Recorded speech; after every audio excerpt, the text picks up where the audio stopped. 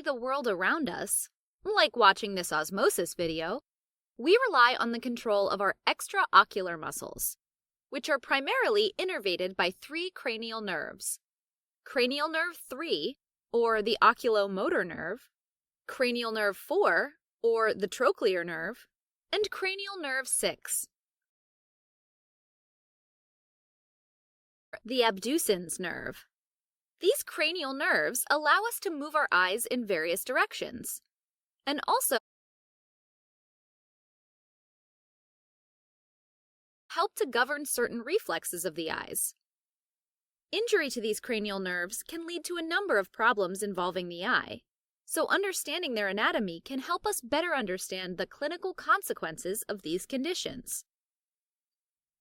First up, let's discuss damage to the oculomotor nerve, also called oculomotor nerve palsy.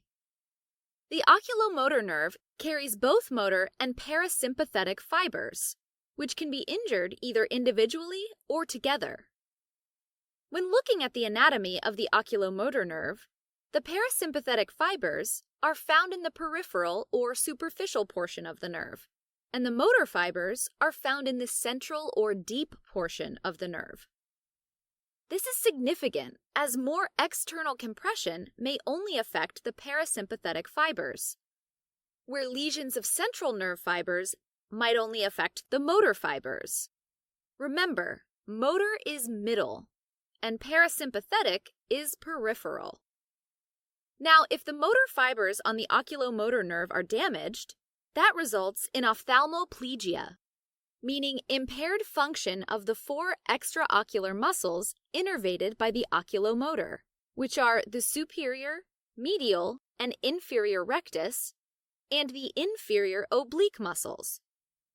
When these four muscles are impaired, that leaves the two other extrinsic eye muscles unaffected, so their actions are now left unopposed. This means the lateral rectus pulls the eye laterally, and the superior oblique pulls it inferiorly and laterally. Individuals with this type of injury present with the ipsilateral eye in a characteristic down and out position. When the individual tries to look in any other direction, they will complain of double vision, or diplopia. Furthermore, there is also paralysis of the levator palpebrae superioris muscle that leads to ptosis, or drooping of the upper eyelid. On the other hand, damage can occur to the parasympathetic fibers of the oculomotor nerve, which affects the function of the smooth muscle of the sphincter pupillae that normally constricts the pupil, and to the ciliary body, where parasympathetic stimulation causes a sphincter-like contraction of the ciliary body to relax and thicken the lens for near vision accommodation. Impaired parasympathetic innervation of the sphincter pupillae results in mydriasis, a dilated and fixed pupil due to unopposed action of the dilator pupillae, and this is often referred to as a blown pupil. An impaired ciliary muscle results in cyclopegia, which is the inability to accommodate the lens. Let's look into the causes of oculomotor nerve injury and their symptom patterns. First up, there's vascular compromise, such as a midbrain stroke, which can injure the oculomotor nerve before it even leaves the midbrain. This results in damage to the motor fibers of the oculomotor nerve and the typical down and out appearance. Additionally, the individual can also develop contralateral hemiparesis if the descending motor tracts, which travel through the midbrain, are also damaged. This combination of symptoms should raise suspicion for a midbrain stroke. Remember that the oculomotor nerve leaves the midbrain between the cerebral peduncles and crosses the tentorial notch. So, if there's a tumor or an intracranial hemorrhage, those can increase the intracranial pressure and cause a transtentorial herniation. One type is an uncal herniation, during which the medial part of the temporal lobe, called the uncus, is forced through the tentorial notch, which can compress or stretch the oculomotor nerve due to its close proximity. Since the parasympathetic fibers are more superficial, early compression can initially present with a blown pupil.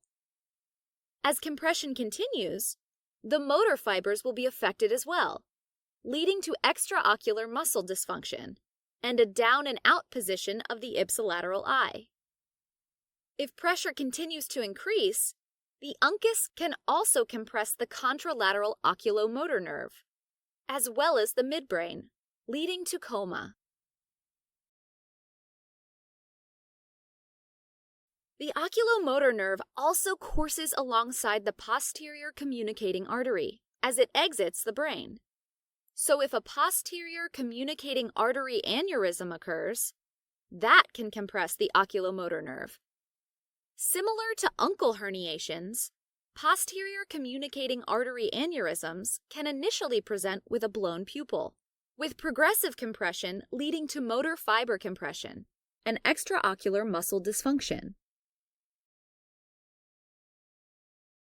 Aneurysms are typically asymptomatic, but with rapidly developing oculomotor palsy together with a sudden onset of severe headache, rupture of a posterior communicating artery aneurysm should be suspected. Finally, microvascular injury can also cause damage to the oculomotor nerve. One major cause of microvascular injury is diabetes mellitus, as chronically elevated blood glucose levels damage the endothelial cells of blood vessels, resulting in ischemia. This process typically affects smaller blood vessels, for example, the vasa vasorum, which are small arterial vessels that supply the deep central portion of the oculomotor nerve, and can be damaged in diabetic vascular disease. Because the vasa vasorum supplies the central portion of the oculomotor nerve, the motor fibers will become damaged first, leading to motor deficits of the oculomotor nerve. However, the parasympathetic nerves may be spared, as their blood supply comes from the blood vessels that supply the overlying pia mater of the nerve. So with diabetes mellitus, oculomotor palsy typically spares the pupil, and the light and accommodation reflexes are preserved. Remember our memory trick before where the M in motor stands for medial? You can also use the M in diabetes mellitus to remember medial as well. Speaking of the light and accommodation reflexes, let's discuss a characteristic pupil finding called an Argyll-Robertson pupil. This refers to a pupil that does not constrict when exposed to light, but still has a functioning accommodation reflex. The Argyll-Robertson pupil is most commonly associated with late-stage neurosyphilis. Now, parts of the light and accommodation reflex share the same pathway. By following and comparing their pathways, we can see the possible sites where a lesion may occur to result in an Argyll-Robertson pupil, where one pathway is damaged and the other is preserved. So, both reflex pathways travel together from the retina to the optic tract. From here, the accommodation pathway travels to the lateral geniculate body of the thalamus, to the visual cortex, and eventually back to the superior colliculus of the midbrain, and then the Edinger-Westphal nuclei. The light reflex pathway, on the other hand, differs from the optic tract and goes straight to the pretectal nuclei of the midbrain, and then to the Edinger-Westphal nuclei. Once both of these pathways travel through the Edinger-Westphal nuclei, they both travel with the oculomotor nerve to the eye. Based on these two different pathways, we can see three possible sites of a lesion, which may result in preservation of the accommodation reflex and loss of the pupillary light reflex. First, there may be a lesion of the fibers along their pathway from the optic tract to the midbrain, only affecting the pupillary light pathway. Second, there may be a lesion of the pretectal nuclei, where only the pupillary light reflex synapses. And third, the part of the Edinger-Westphal nuclei that only receives input from the pretectal nuclei, not the superior colliculus fibers of the accommodation reflex, may be damaged. It is thought that neurosyphilis affects one of these areas, resulting in an Argyll-Robertson pupil. Let's take a short break and see if you can recall the clinical features of oculomotor nerve palsy. Great! Let's switch gears and look at the trochlear nerve, or cranial nerve 4, that innervates the superior oblique muscle.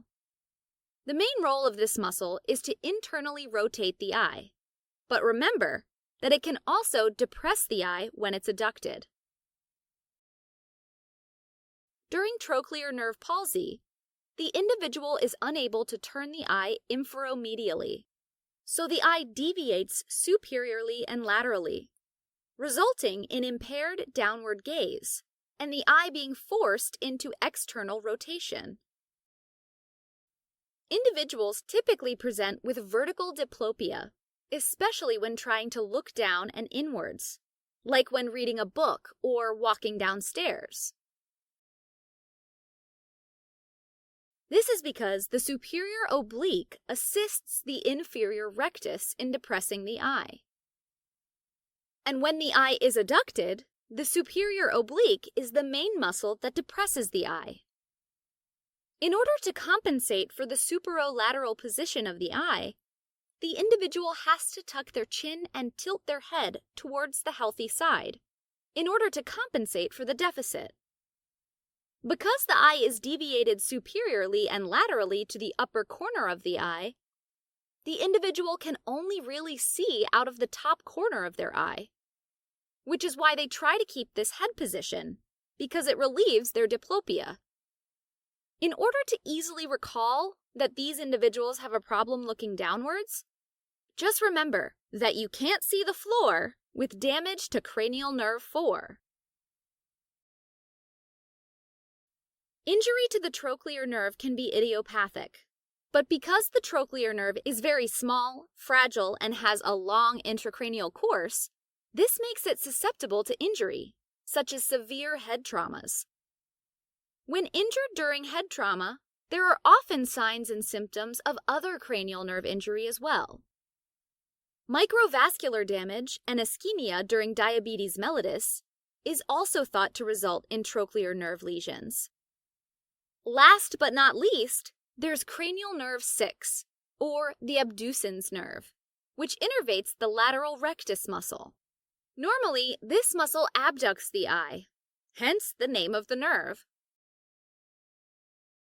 When abducens nerve palsy develops, the eye deviates medially due to unopposed contraction of the medial rectus, and individuals present with diplopia exacerbated by moving the eye towards the side of the lesion, with resolution of the diplopia when moving the eye towards the contralateral side of the lesion.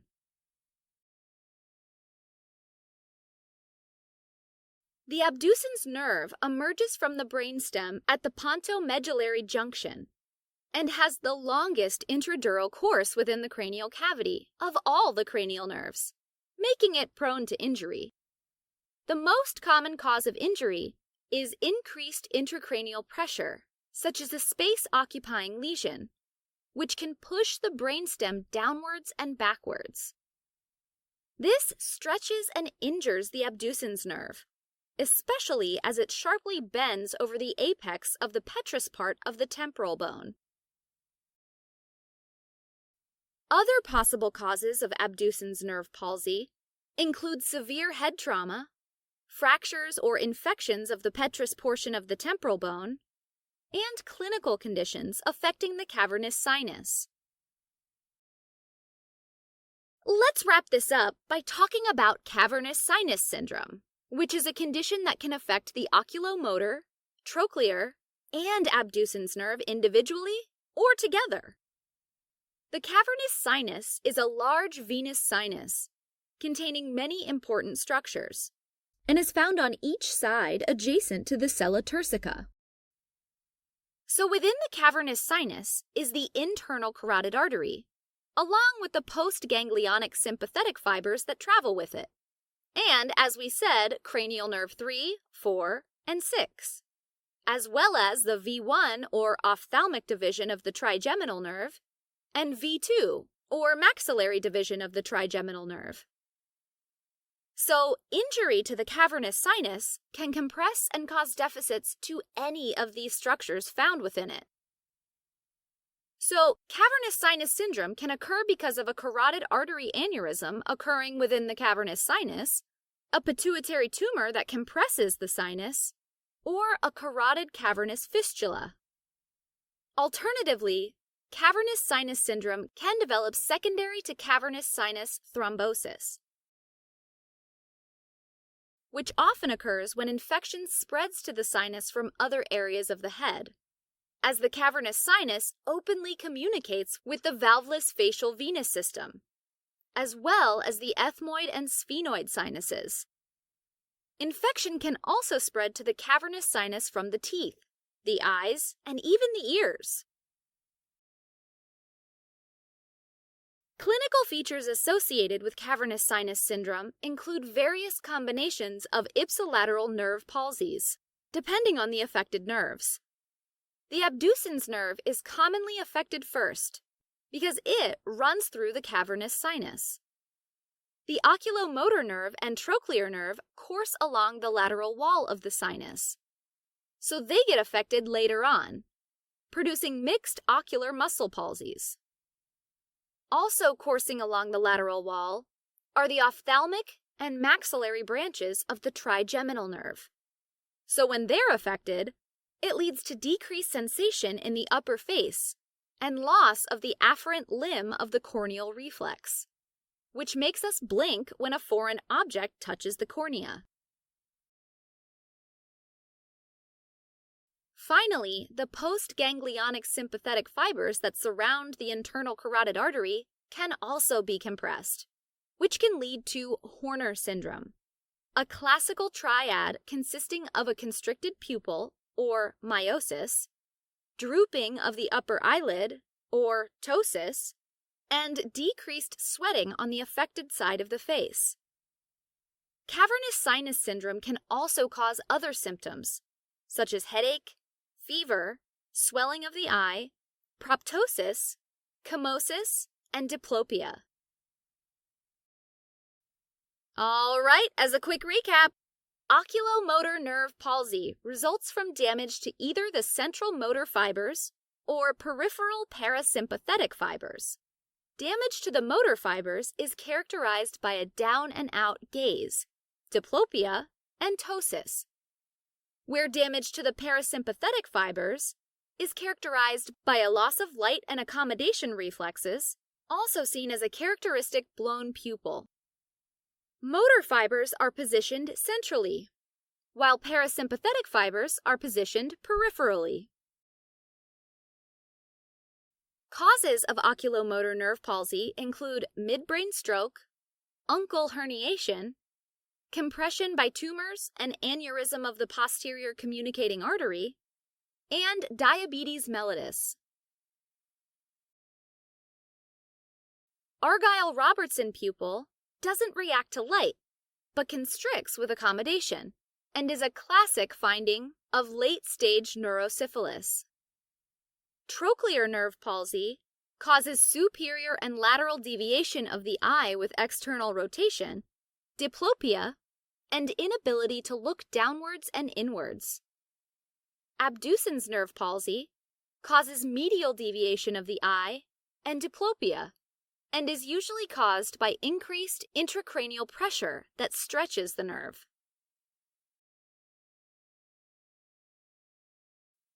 Cavernous sinus syndrome can result in injury to the oculomotor nerve, abducens nerve, trochlear nerve, and the V1 and V2 branches of the trigeminal nerve, along with sympathetic fibers coursing with the internal carotid artery, resulting in various combinations of nerve palsies, loss of sensation in the face and cornea, and Horner syndrome.